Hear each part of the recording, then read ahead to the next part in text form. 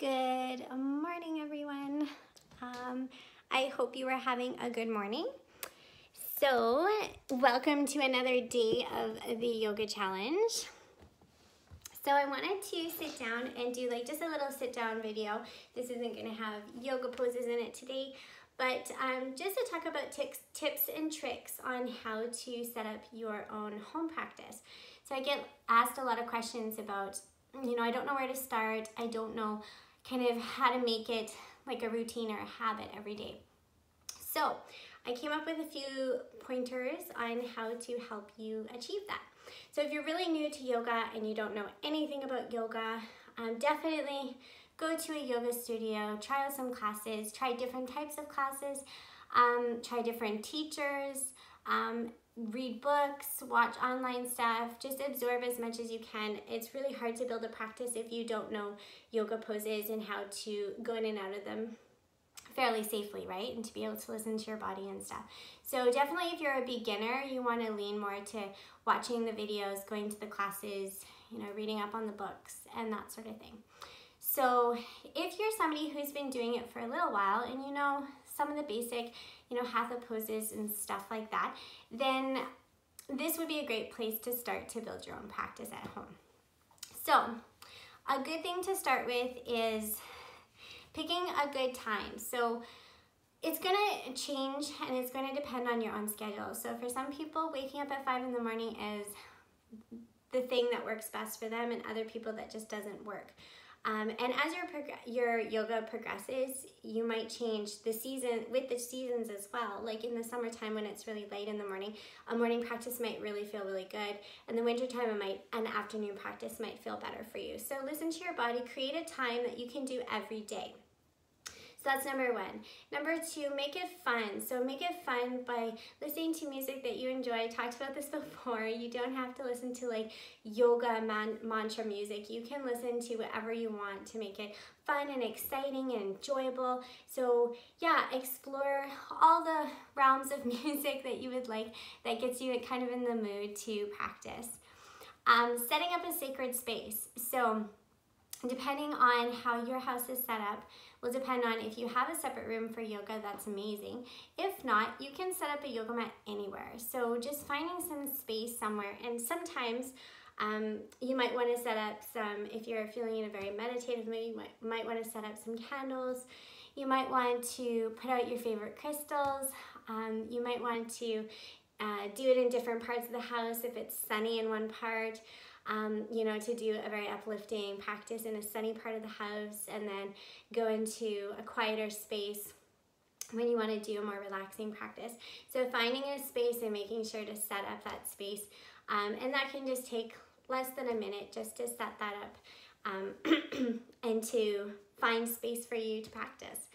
The other thing is to have an intention. So always have an intention with your practice. That gives a good focus and it sets the mood and the tone of the whole class. So if you are like, I'm really wanting to do a lot of heart openers, I really feel tight in the shoulders and I really want to open up into the heart center and work with the heart chakra and just releasing and love and all this kind of stuff, then setting that intention first. So that kind of gives you a focus. So if you're going and you're saying I really need to work on my hips, well then you're going to do a lot of hip openers, right? If you're working on your shoulders, you're going to do a lot of heart openers. So that kind of gives you a channel into what poses you're going to pick for your class, for your own personal class, so your own personal practice. So the other thing is to basically set up the class the way that we all do as teachers. So we always have a warm-up section. So that's just getting your body warmed up, doing simple seated positions, shoulder rolls, neck, side stretches, that sort of thing. And then you're moving in. So you can start in Shavasana, work your way up to seated, and then onto your hands and knees, and then you can go into standing poses. So the idea is to slowly warm up your body so that by the time you're doing in standing poses, you're working into more strength, the endurance, and deeper flexibility. So deeper postures, right? So we're working into the peak poses. Now you don't need to have one peak pose. You can work up to lots of poses. And since, we're not all yoga teachers, just picking some poses that you want to work towards. So let's say you want to work into some of the core building, you know, building up your plank pose and your chaturanga, you know, so doing some core exercises to build that strength to be able to get into some of those postures more easily. So that's where you want to go. You wanted to see it really like this steady incline, and then you want to start to cool it down. So then cooling down would come down to seated, doing some seated postures, and then coming down into Shavasana. So Shavasana typically is about 10% of your practice. So laying Shavasana first, so if you practice for 60 minutes, saving space for about 6 minutes to lay in Shavasana is excellent if you can. So enjoying the Shavasana, enjoying the rest after. The other thing I'd like to say is that switching it up is really important too. We get stuck in doing the same thing all the time, and it just gets really boring. So one day do a restorative class, one day do, you know, a hatha class, one day do a vinyasa class. So switching it up and doing different classes. If you want to know a little bit more about the different classes, I do have a video on that is already recorded in kind of the Earth Connections album or whatever, so you can scroll through and find that post. But yeah, so switching it up and keeping it exciting.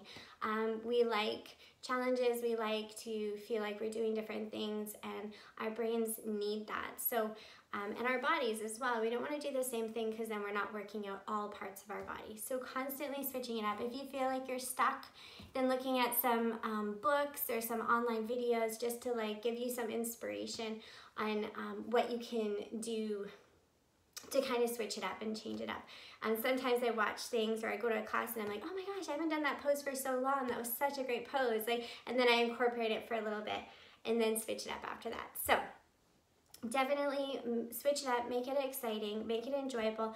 And the number one thing, the biggest thing is not to be so rigid about your practice. So make sure that you're not putting so much pressure on yourself, like you have to work, you know, you have to do a practice for 60 minutes, or that you have to do so many poses, or that, you know, you have to, you know, be perfect and breathe this and that. It's just like, no, yoga is supposed to be a place where we come on our mat and we can just be ourselves. So there is no right or wrong. Like there is right and wrong as in how we stack our body and the postures so that we keep ourselves safe.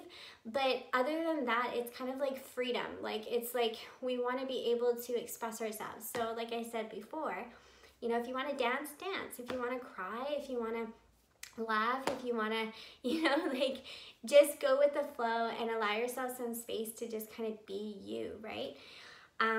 Yeah, and don't compare yourself to other people. Don't compare your practice to other people's practices. Just meeting yourself where you're at. So yeah, so there you go. So we've got create a time of day that works best for you. Create a sacred space. Listen to good music to make it fun. Switch it up. Try different things.